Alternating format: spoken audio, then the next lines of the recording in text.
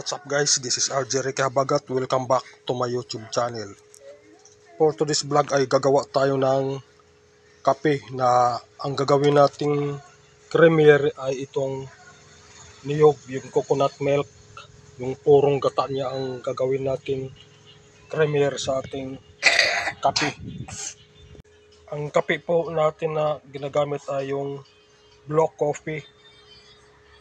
So ang unang gagawin natin ay magbalat muna tayo ng niyog para makapagkayod na tayo. So nabalatan na po natin guys. Atin na po itong bibiakin para makapagkayod na tayo. So ito na po ang kinakayod natin na niyog guys. So ang gagawin na naman natin ay pipigain natin. Kukuha tayo yung pinaka purong gata niya. So ito na po guys ang purong gata guys. Kunti lang kinukuha natin dahil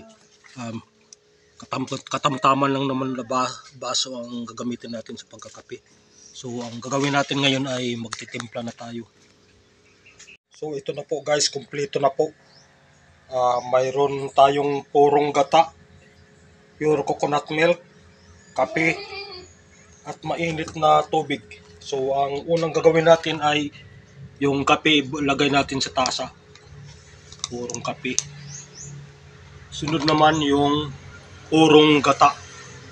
Ilagay natin sa tasa. At susunod, the last is yung itong mainit na kape.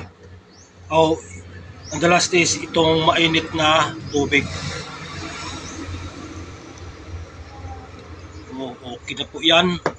At saka ihahalo natin. Masarap po ito guys.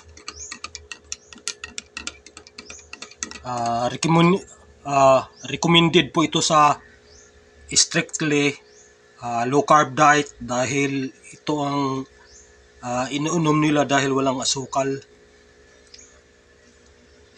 Marami itong makukuha na benepisyo sa katawan natin guys.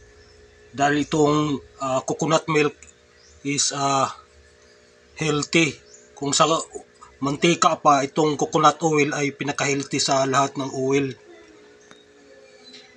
So yan po guys, tapos na po.